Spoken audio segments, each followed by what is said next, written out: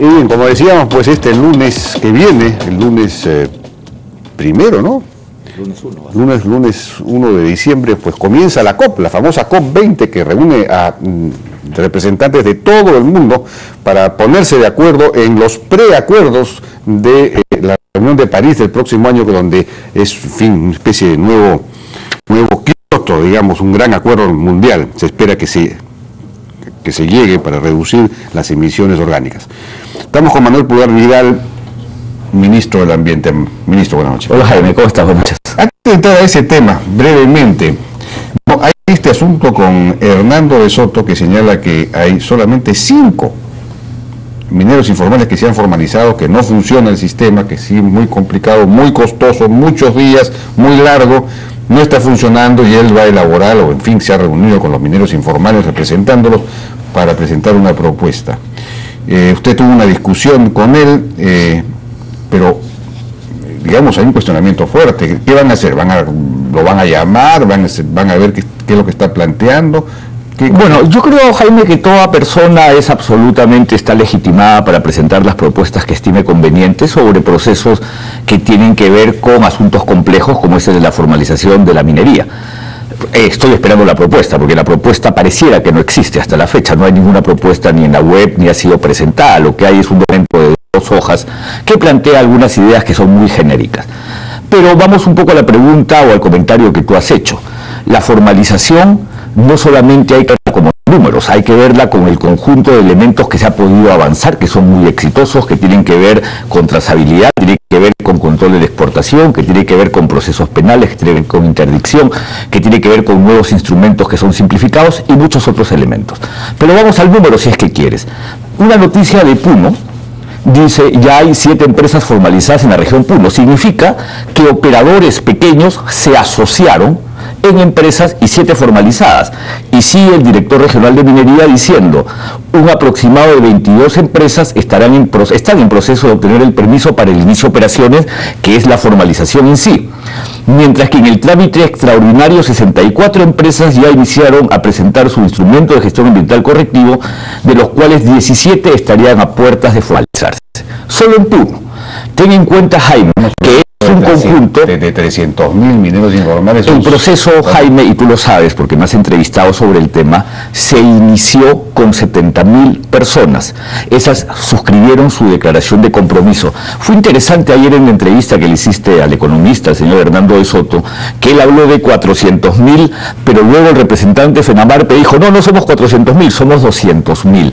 Nuevamente, claro, que son varias, pero nuevamente la gran confusión sobre el número.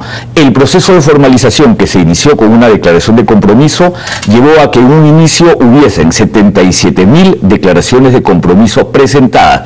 En la estrategia de saneamiento se caminó a 69.000. Pero ya la formalización está constituyendo empresas, está generando la articulación de operadores individuales en empresas que están operando y cada vez más se ven noticias regionales que implican o significan que se está alcanzando no solamente el éxito en la formación, pero nuevamente, la formalización, Jaime, no es... Estamos hablando de 5, de 6, de 20, de respecto de 70.000. No, 70.000 son individuos, Jaime. Aquí estamos hablando de empresas que asocian individuos y estamos hablando de 22 empresas y 64 empresas. Varía el número. Esto es tan solo Puno, Jaime. Lo que yo te quiero decir es que el proceso de formalización es un proceso bien encaminado. Lo que yo te voy a decir, Jaime, porque todavía me hiciste la pregunta, si la propuesta del señor Hernando Soto estaba presentada, no ha sido presentada, y lo que él plantea y es muy interesante... ¿Cuántos han sido formalizados? No sé, según Hernando Soto son 5. Aquí ya habrían 20, 30, 40. Aquí solo en Puno hay 80 empresas, Jaime. 80 empresas solo en Puno. Sería bueno, cada región es el que otorga el inicio de autorización, la autorización de inicio o reinicio de operación. Se están articulando empresas, se están articulando operativos. están, Jaime, en proceso de formalización. Hay noticias que te señalan, en todo caso, frente a tu pregunta, que no son 5, si hay 7 empresas. O sea, tú estás tratando de quedarte en la cifra que Hernando de Soto de manera equivocada está dando. No son 5 personas. Te estoy mostrando una noticia de la región Puno que te dejo. Hay en cada empresa? Calcula que hubiese unos 20 individuos, estás hablando de 60 empresas solo en Puno. Y esta es una noticia de medios de comunicación, y aquí hay otra de la primera que se formalizó como empresa en Puno, en Ananea. Entonces la formalización está dando resultados, está organizando individuos para actuar como cooperativas o como empresas en muchas regiones del país. Pero Jaime, acá lo importante es ver la propuesta. La propuesta que tiene estas 3 páginas, lo que te plantea es, se está operando solamente el 1.2% del territorio minero que ha sido concesionado. Queremos tener acceso al 98% restante.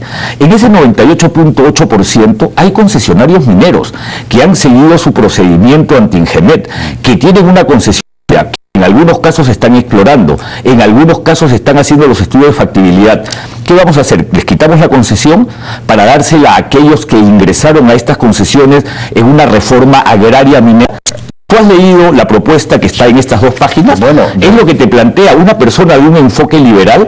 Te dice, denme el 98.8% restante que ha sido concesionado pero no está siendo trabajado. Rafael Belaúnde planteaba que las cuadrículas fueran más pequeñas para poder hacer un trabajo de negociación o de adjudicación, de repente, o de expropiación de las concesiones. Así, hay que tomar decisiones, hay que avanzar. Uno contemplar y decir, bueno, no se puede pues porque están, digamos... Pero yo creo, Jaime, que ahí estás absolutamente equivocado. Como la reforma agraria que estás ahí equivocado, porque nadie está en un análisis contemplativo. Estamos hablando de un proceso de formalización que está dando resultados y tiene una serie de mecanismos de control. Acaba de mencionar que están en proceso y que bueno, había 60 empresas que no sabemos bien cuántos individuos agrupan. En Puno, solo en una región que es en Puno. Pero Jaime, la propuesta hay un conjunto de otras, te he traído solamente para decirte que no son 5. Pero Jaime, la propuesta, ¿tú has leído la propuesta que dice deroguemos las normas? ¿Tú sabes lo que significa derogar los decretos legislativos 1099, 1100, 1103, 04, 05, 06, 07 y el 1102? Tú has hecho un análisis de lo que significa derogar esas normas, eliminar la prohibición del uso de drogas y maquinaria en ríos de Madre de Dios. Significa eliminar el control de combustibles e insumos químicos que está destruyendo la Amazonía. Significa eliminar la persecución de aquellos que están incurriendo en delito. Significa todo eso, Jaime. El señor Hernando de Soto dice que está actuando solo para Nazca, pero te está pidiendo que derogues un conjunto de 11 decretos legislativos, y te lo digo y no tengo ninguna duda en decirlo, la propuesta del señor Hernando de Soto es absolutamente peligrosa para el país, y le pido a los medios informados y especializados que hagan el análisis de lo que significa derogar estos decretos legislativos, a ver si están de acuerdo. Pregúntale a la sociedad de minería si están de acuerdo que todos estos operadores ingresen a concesiones ya otorgadas. Invítalos, te reto a que los invites y que les preguntes si se deben derogar estos decretos legislativos o si debemos hacer una reforma agraria minera. Y te lo digo con absoluta certeza, yo, Jaime, te reto a que le preguntes a los operadores formales, que son empresarios que cumplen un conjunto de obligaciones. A los operadores informales les estábamos dando regímenes simplificados. Pregúntale si derogar estos decretos legislativos es lo más adecuado para el país.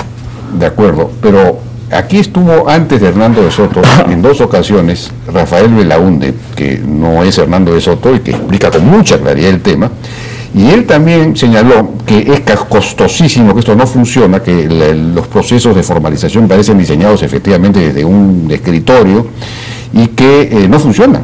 Y él, bueno, tiene experiencia en este tema y tiene razón, pues, es decir, aquí hay que simplificar muchísimo más el asunto, hay que facilitar la cosa. Él, no sé, recuerdo si Miguel Santillana proponía formalizar de adelante hacia atrás a partir de la formalización a su vez y control de las plantas procesadoras, por ejemplo, en fin, otro tipo de estrategias mucho más inteligentes e incorporantes, digamos, ¿no? ¿Qué significaría formalizar a las plantas de procesamiento desde el punto de vista?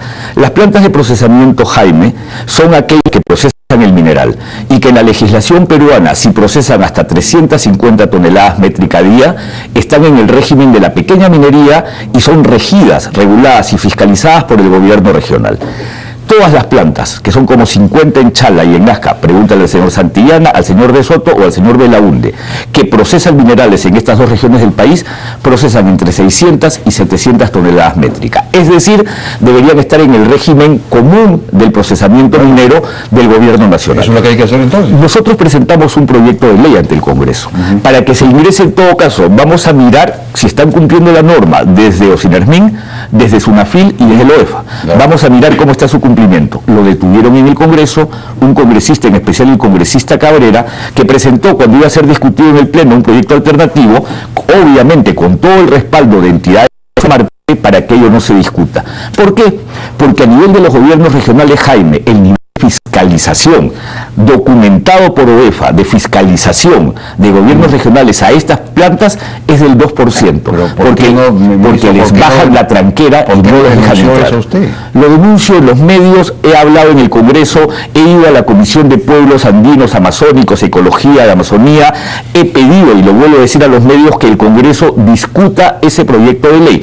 Eso es una formalización desde las plantas, es mirar cómo están cumpliendo. Un proyecto de ley para aplicar una ley existente, porque lo que usted me dice es que estos tienen un nivel de operación tal que en realidad no entra dentro de la pequeña minería, sino dentro de porque la minería. Lamentablemente en el régimen minero tú tienes que dejar mucha claridad para evitarte procesos judiciales de lo que es el principio de primacía de la realidad. Como no hay un procedimiento automático que hace que si tú superas las 350 toneladas métricas, automáticamente pasas al régimen común y eres fiscalizado por la autoridad nacional, es mejor tener una norma que te precise eso bien para evitar que frente a cualquier acción de amparo, que tú sabes que son muy comunes, o cualquier acción judicial equivalente, te lo detenga. La ley no es actual, no es clara al establecer ese límite. La norma es clara en establecerse los regímenes en el caso del procesamiento por tonelaje. No es clara para el pase automático si superas el tonelaje al régimen común. Por eso la ley quería hacer esta precisión. ¿Qué tal distinto? Pero mira cómo es la ley minera. Nuestra ley minera, Jaime, es del año 81. El decreto legislativo 109, la Ley General de Minería, en esa parte es del año 81. Por eso requiere ajustes en ese sentido. Y esa es la manera como debemos formalizar a las plantas. Pero vamos a un tema adicional, el tema del costo. Yo creo que es bueno que te precise o el señor Belaunde o el señor Santillana o el señor Hernando de Soto qué es lo que cuesta. Este es el procedimiento. No, Jaime, eso es absolutamente incorrecto. Lo que probablemente te están estableciendo, porque nadie nos ha dicho de dónde sacan. Cuando Belaunde no está diciendo que lo que cuesta es el procedimiento, sino lo que el procedimiento exige. ¿Y qué cosa crees que te exige un procedimiento? Él explicó acá, Belaunde, no de Soto, el tipo de cosas que exigían, que parecían pues completamente irracionales para un pequeño minero. Jaime, ¿qué cosa crees que te debiera exigir? Un polvorín con una fuerza de seguridad, con no sé qué, ya no recuerdo, pero él lo explicó acá con mucha y era completamente pues absurdo. La lógica que tú me estás planteando en esta reflexión es que tú no debieras exigirle a una minera un polvorín con seguridad o un relave con geomembrana o un relave con talud. Jaime, y si las cámaras lo pueden tomar, es la realidad en Nazca. Estas son las líneas de Nazca y esto es remoción de tierra en Nazca. Esta es una cancha relave en Nazca, no tiene geomembrana, no tiene taludes. Si se vuelve a producir un terremoto en esta zona, todo esto se derrama, todo esto se rebasa y si hay alguna localidad, y estas son invasiones generadas en Nazca. Estas tres fotografías son de Nazca. La minería, Jaime, ¿tiene por qué ser barata? Aquí hay un dato que es muy interesante, que me parece que están mal utilizando el nombre de un minero muy destacado. Queremos ser formales como Alberto Benavides de la Quintana. Tú leíste la entrevista que le hicieron al señor don Alberto Benavides de la Quintana en El Comercio en septiembre, reiterada en febrero de este año. ¿Cómo empezó su primera mina? Tuvo que pedir un préstamo avalado por su hermano Ismael ante el Banco de Crédito del Perú para arrendar Julcani con opción de compra en un año. Y luego cuando finalmente, porque una persona muy destacada, consiguió a través de amigos, ¿por qué? Porque entró directamente, el señor Benavides de la Quintana nunca invadió una mina, entró desde lo formal a hacerse minero. Es que ser empresario minero es costoso, Jaime, no tiene por qué ser distinto. 200, 300 o 400 mil pequeños mineros no deberían existir. De ninguna manera. Va a decir, no puede, porque no puede reunir la cantidad de inversión necesaria para poner la geomembrana o lo que fuese. Por lo tanto, usted no puede operar. Nunca he señalado eso. Lo que yo señalo, no, la minería no tiene por qué ser barata y eso lo sabes tú, porque las consideraciones ambientales y sociales son siempre exigibles. Volveré a utilizar el ejemplo. Tú por formalización no permitirías que nadie maneje un auto sin frenos y sin luces. Sería interesantísimo una mesa acá con Rafael Belaúnde, ¿usted aceptaría? En cualquier momento. Deja que termine la COP y la hacemos con todo gusto. La COP me tiene bastante ocupado. Pero vamos a una cosa, Jaime. Lo que se trata es de generar asociatividad y las normas actuales generan asociatividad. Por eso los que se están formalizando lo están haciendo en forma de empresa y no como individuo. Porque es la única manera como puedes tener capital y no es cierto que la norma esté generando vasallos. Eso es absolutamente falso. La norma está promoviendo empresarios asociados en cooperativas que se empiezan a formalizar y están dando resultados. Entonces ahora sí vamos al tema de la COP20 que comienza el próximo lunes.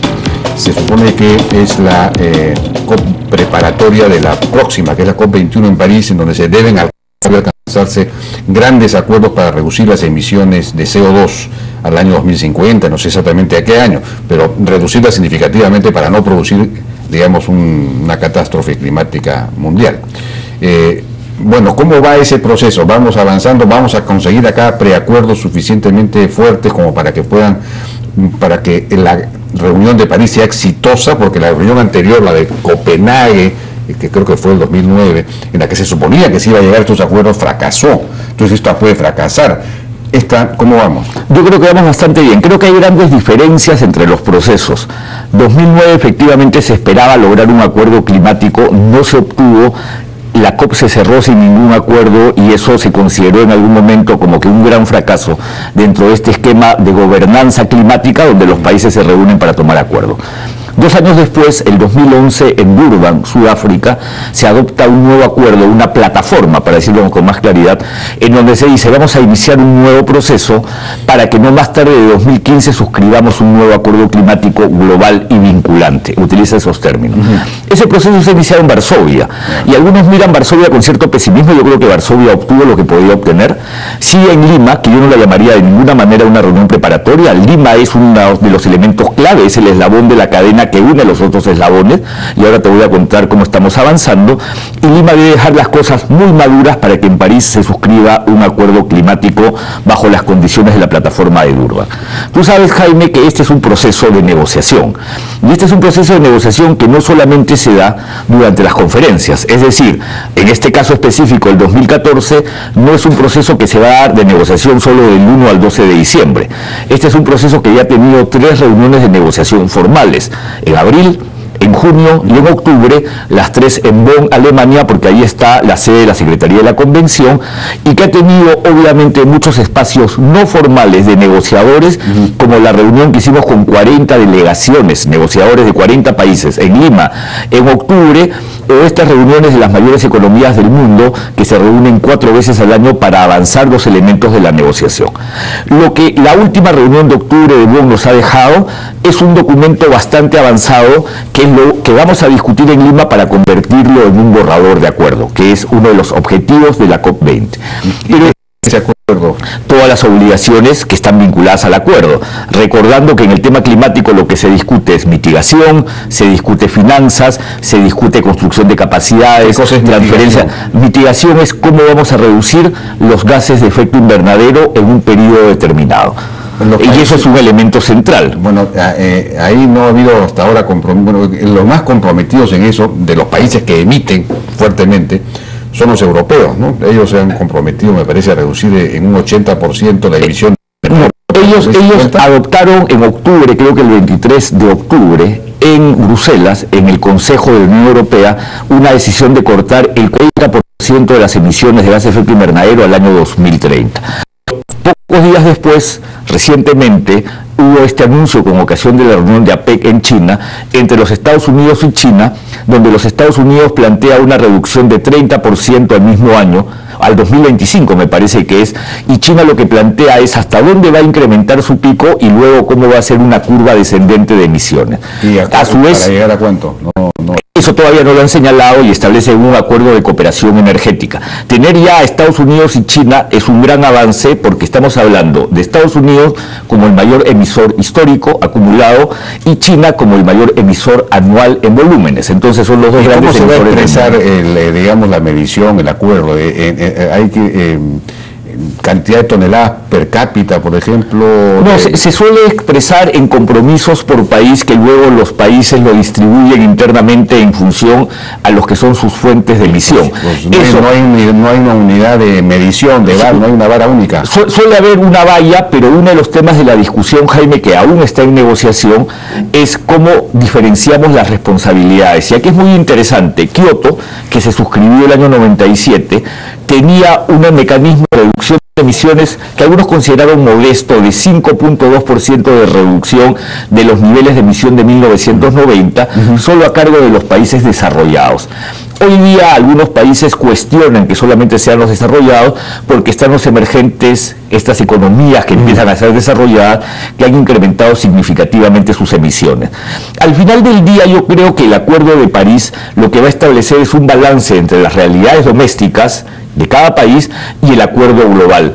Y entonces, aun cuando el mundo sigue reconociendo el principio de responsabilidades comunes pero diferenciadas, que va a llevar a que los desarrollados asuman algún nivel de obligación mayor, creo que finalmente el acuerdo va a ser un acuerdo donde todos van a reconocer un esfuerzo de mitigación. Cuando Europa se compromete a reducir en un 40% para el año 2030, es un 40% en relación a ¿qué año? ¿Hay una línea de base? ¿Cuándo? Siempre hay una línea base, siempre se establece cuál es la línea base. Me parece que en el caso de Europa, y disculpa si ahí me estoy equivocando, creo que ellos siguen utilizando la línea base del año 90. Siempre tiene que haber una línea base. Habría 40% menos emisiones que el año 90. Que el promedio de emisiones del año 90. Lo que pasa es que tienes que tener un año estás hablando de emisiones anuales. Entonces tú tienes que establecer cuál fue el promedio de emisiones del año 90, ¿cómo puedo reducir de ese promedio 40%? Luego tienes que entrar a una distribución individual, país por país, para que cada país establezca su reducción. Así.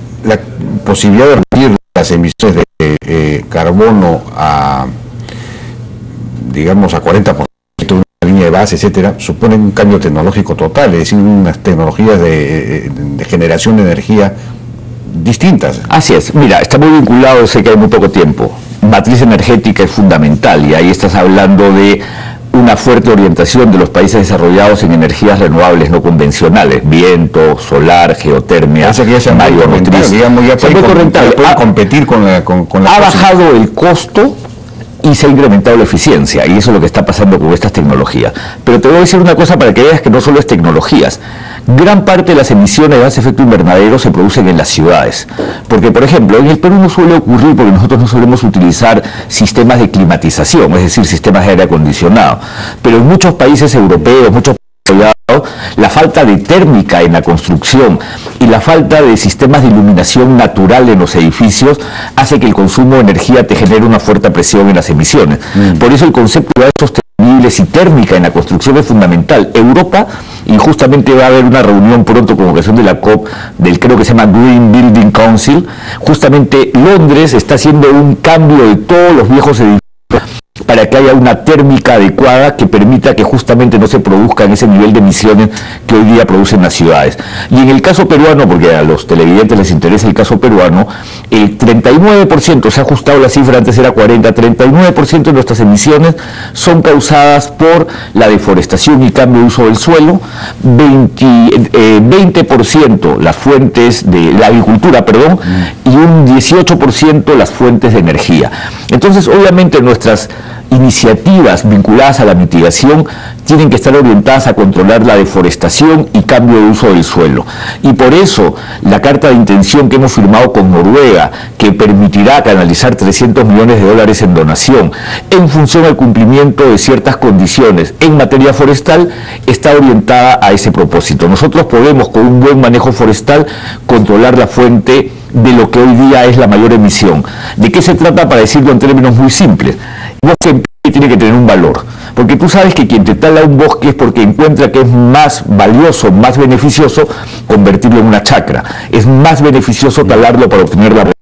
Los mecanismos forestales lo que buscan es que el bosque en pie tenga un valor que haga que no se genere el incentivo de cortarlo. Entonces, esto en el Perú estamos avanzando muy bien con políticas en ese sentido, que deben hacer que cuando tengamos que presentar nuestra contribución nacional, que es nuestro plan de mitigación y adaptación, el próximo año a la Secretaría de la Convención, tengamos metas muy claramente establecidas, en especial en deforestación, en agricultura y fuentes de energía.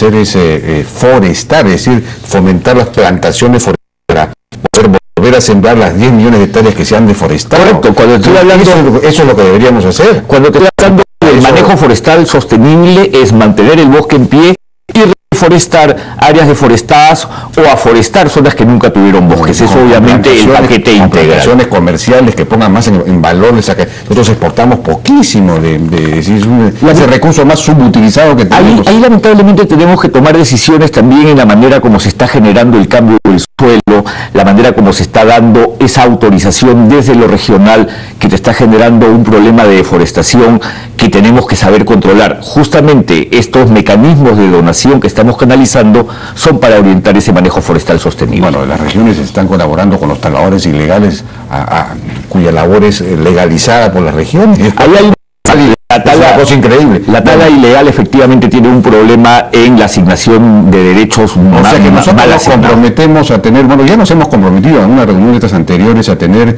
deforestación cero para el año 2021, me parece. Deforestación, ¿no? Neta cero. Neta, es decir, puede haber deforestación, pero va a haber forestación. Así es. Esa se ofreció justamente para la COP de Copenhague. El Perú lo ofreció para Copenhague. De acuerdo, entonces eso es lo principal que nos vamos a comprometer, esa es nuestra principal contribución.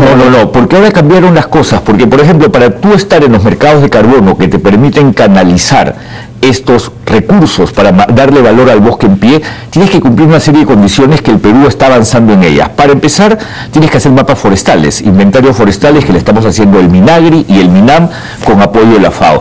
Tienes que hacer un mapa de stocks de carbono, tienes que saber cuánto carbono tienes en el vuelo forestal y en el suelo forestal. El tema forestal, fuera del tema forestal, ¿hay otros compromisos? Sí. Otras... Mira, acaba de salir publicado y probablemente sea bueno que convoques al ministro Mayorga toda una propuesta, o sea, para discusión pública, su propuesta de plan estratégico de energía, de matriz energética, plan energético nacional, que es bueno, que el Perú hoy día en energías renovables tiene como 60%, incluyendo la hidráulica. Cuando sacas la hidráulica en energías renovables no convencionales tiene 2.5 y vamos allá rápidamente al 5%, que es la primera subasta de RERS que se hizo.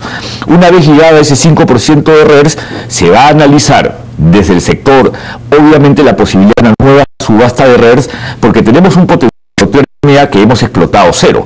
Nosotros somos parte del cinturón del Pacífico volcánico, el Pacífico Sur, que hace que tengamos energía geotérmica no utilizada. Estos compromisos que nosotros hagamos nos van a costar, porque los países desarrollados han alcanzado el desarrollo sin adoptar ninguna medida de mitigación, más bien destruyendo sus bosques y todo lo demás. Nosotros ya no podemos hacer eso. Eso nos va a costar en términos de crecimiento. A ver, hay un momento, y en ese sentido lo que hizo este documento llamado Plan CC, que es un estudio de prospectiva de cómo podemos crecer sin divorciarnos del carbono, que establece una reducción menor del PBI por los primeros, me parece que son 5 años, y después el PBI nuevamente se dispara a niveles altos porque definitivamente hay un costo de asumir estas tareas. Pero las 77 medidas recomendadas son recomendaciones y justamente hay que analizarlas para ver cuáles se convierten en políticas públicas, no son las que tienen que ser pagadas desde el Estado. En muchos casos son medidas que pueden ser asumidas por el sector privado con una rentabilidad garantizada y una contribución. Pongo ejemplos: iluminación pública, cambiar la iluminación pública de los focos de yodo que hoy día se utilizan a focos LED. En el Perú no tenemos una experiencia de sistemas de iluminación pública con focos LED. Eso implica modificar algunas normas de la manera como hoy día se pueden hacer este tipo de iniciativas, y en eso se está trabajando. Hay otras medidas que tienen que ver definitivamente con bosques, medidas para promocionar energías renovables no convencionales, incluso de manera doméstica. En países desarrollados la gente pone paneles solares en los techos de su casa y el sistema en Arequipa también. no, pero en el caso, pero Sí, pero en el caso específico de lugares como los Estados Unidos, el sistema te paga si tú generas más energía de la que consumes con tu panel solar. Entonces, ahí hay algunas cuestiones normativas que se tienen que discutir. Este es un proceso gradual, pero creo que el Perú está bien encaminado y la COP20 es una buena oportunidad para saber hacia dónde se orienta el mundo. Ahora, ¿Estados Unidos se va realmente a comprometer habiendo los republicanos ganado? Mira tú que lo que está haciendo el presidente Obama es tomando estos acuerdos o estas decisiones ejecutivas que responden a un análisis de lo que él puede hacer sin necesidad de pasar por el Congreso. Y él ha adoptado ya 3 decisiones. La primera fue el plan climático de junio, me parece que fue del 2013 o septiembre. La segunda fue la decisión que adoptó el 2 de septiembre de reducción de emisiones producidas por la quema de carbono en plantas de generación energética. Ahora el anuncio conjunto que ha hecho con China. Entonces es interesante porque el presidente Obama tiene un margen de maniobra que le permite tomar. Los republicanos no han cuestionado esas decisiones porque han entendido que eso está en las competencias del Poder Ejecutivo americano. Lo que no puede hacer el presidente Obama es asumir algunas obligaciones que podrían pasar por un Congreso que hoy día les es adverso. Pero por lo que comprometerse a la reducción de la emisión de gases de efecto lo ha hecho, lo ha reducido. O sea, si tú te das cuenta, el anuncio que ha hecho con China fue concreto, 30% reducciones, como te digo, no recuerdo si fue al 2025 o al 2030, me parece que es al 2025. Bien. Manuel Pulgar Vidal, ministro de Ambiente, muchísimas gracias, queda pendiente entonces la discusión con Rafael Belaúnde. Los debates, así es. Y mira, te voy a decir, Jaime, revisen la propuesta y revisen, y les digo a los televidentes que sería peligrosísimo para el país que se deroguen los decretos legislativos como se está proponiendo. Estos decretos legislativos son los que han permitido controlar mafias, controlar insumos, establecer además limitaciones a lo que hoy día es una lamentable realidad: explotación de personas laboralmente, explotación sexual de niños y niñas en Nazca, en Chala, en la Amazonía, en Madre de Dios y en muchos otros lugares. Revisen los decretos legislativos para que vean lo peligroso que puede ser la propuesta. Bien, muchísimas gracias por su participación en la Hora N y ojalá pues que efectivamente la COP20 sea todo un éxito y que el Perú se beneficie finalmente de todo esto, porque nos ha costado como 90 millones de dólares organizar esta cuestión. 90 millones de dólares, de las cuales el Estado peruano ha puesto 70, los otros han sido canalización de donaciones, pero los beneficios inmediatos, según un estudio que se ha hecho, son de 120 millones de dólares. Ten en cuenta que, por ejemplo, en toda la construcción, la cantidad de empleo peruano, 1.200 trabajadores, los contratos con 100 empresas peruanas. Además, en proyectos como esta donación que vamos a canalizar con Noruega, y las inversiones en tecnologías limpias, son los beneficios. El Ministerio del Ambiente está haciendo un estudio con una consultora internacional durante la COP y post-COP para decirle al pueblo peruano con exactitud cuáles fueron los beneficios de haber tomado esta decisión, que estoy seguro ha sido absolutamente correcta. Bien, muchas gracias. Vamos a una pausa. Regresamos ahora con Jaime Pinto y Carlos González, que es gerente general de Norconsult. Vamos a hablar de la corrupción en Petrobras, de Petroperú, Talara y, en fin, por qué no se pueden, qué está pasando con los contratos petroleros que no salen y más bien se están yendo del país. Regresamos.